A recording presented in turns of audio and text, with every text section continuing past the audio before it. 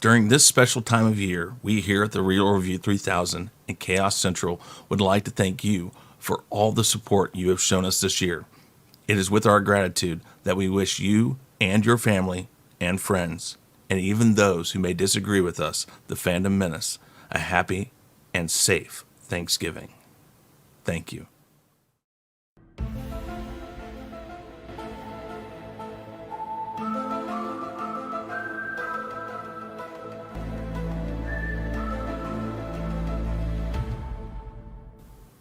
What's up, everyone? I am Chris Knight, and you are watching The Real Review 3000 here with another opinion piece.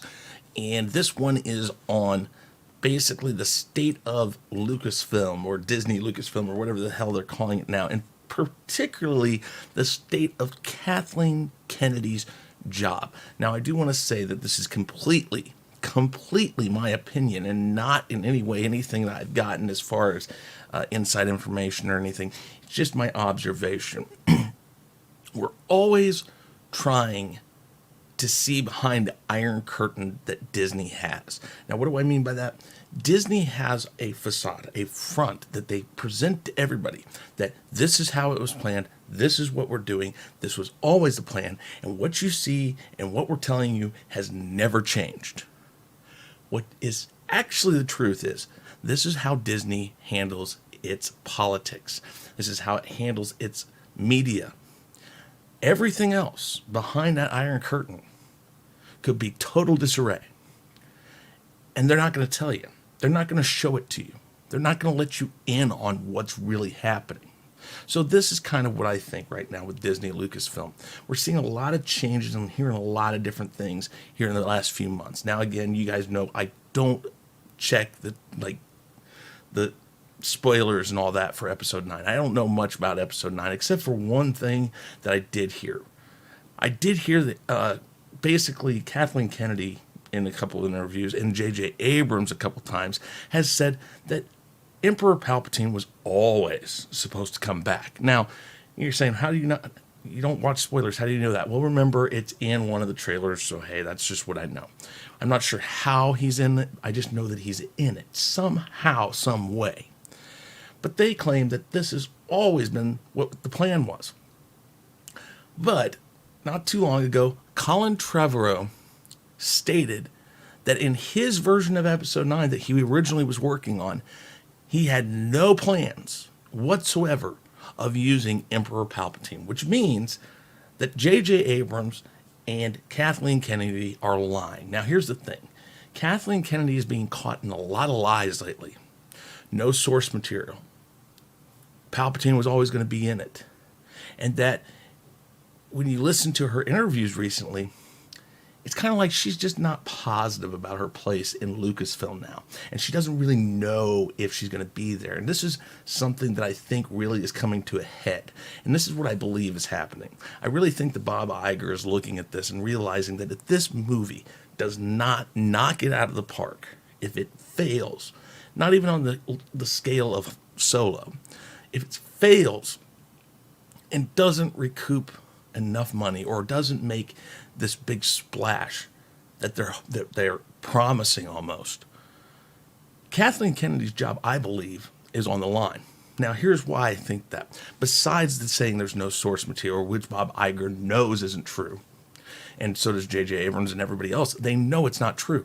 If that's not enough right there, and seeing the demise of the Skywalker saga, let's put it this way. We have Jon Favreau and Dave Filoni coming up with a wonderful series right now with The Mandalorian.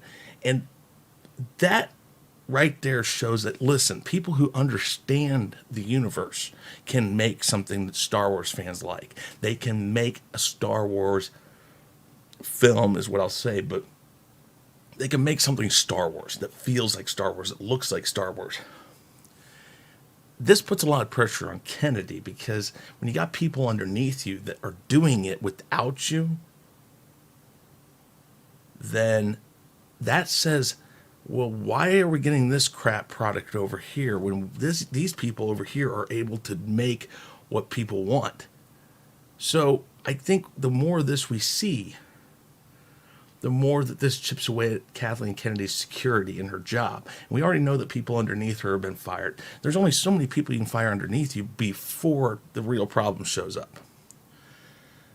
There's also the thing of Kevin Feige. Now, there's been rumors that Feige kind of wants in on Lucasfilm and might want to take over. Now, if this really happens, I'm not sure. But Kevin Feige had an outline for Marvel movie universe or cinematic universe, the MCU, and he's executed it flawlessly almost. Now, call them popcorn films, say they don't have much substance, say what you want about it, that's okay. It's just, they're good popcorn flicks, and it doesn't matter if they have a lot of substance or not. They come across well. They make money. They do well. When you see somebody like that who's taking something, has an outline, and says, look what I'm doing. It's all working out for me. And Bob Iger sees this. He says, well, why do I have this one property that has several movies before it came to Disney doing well? And then there's this other property that had immense popularity. And yet all of a sudden, I have this shiny golden egg in my hand, and now I just see that it's fool's gold. It's covered with gold plating, maybe, and it's just this rotten piece of mold infested blob that was just covered and made it look pretty. If The Rise of Skywalker doesn't make it, Bob Iger has 3 potential people that he can put in place in Lucasfilm that would do a ton better, I believe. Now, Kevin Feige is the first of those, and I think he's already kind of thinking in his head, if I can get a hold of that, I know exactly what I'd do. Now, I think his aspirations are a little higher than that. I think he's thinking taking over Pixar, MCU, and Lucasfilm, and maybe just being the umbrella leader of those 3, and then having people underneath him that are in charge of each individual one. That's what I really think he's after. But I really think that Jon Favreau or Dave Filoni might be the right fit for Lucasfilm. Now, who and which one of those, or maybe a tag team version of that, I'm not sure. But with The Mandalorian, you're seeing that they honor the essence, the aura, the spirit of Star Wars. Now, they're not perfect. We know that. They're not perfect. They've done some things in this that are questionable. The yodeling, for instance. It's still well, what are you doing with this? This is something we weren't expecting because Lucas didn't want us to know anything about these creatures. And so far, they're not telling us anything. They're just giving us stuff. But those two have a good history with the Clone Wars, and depending on who you talk to, Rebels, and now this, The Mandalorian, of success. And 3 successes against 3 or 4 dismal movies that Kathleen Kennedy has literally been literally been attached to. That says a lot. Kathleen Kennedy cannot lose The Rise of Skywalker. If this goes down, she's the captain, and she has to go down with it. And Disney doesn't like to lose. Now, they'll stay on board with something, so they'll stay on board with Star Wars, but they won't stay on board with the captain.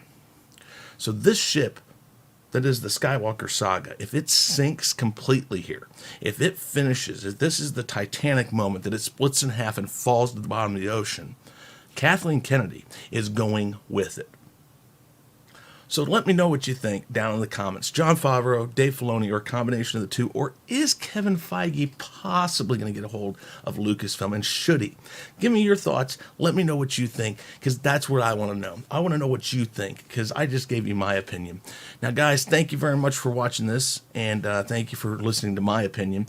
Don't forget to hit that bell down below. Hit the like button. No, smash the like button. And also, hit that subscribe button if you haven't subscribed already. And if you know somebody that might like our videos, please send them on over. We're going up. I think we're now at, 386.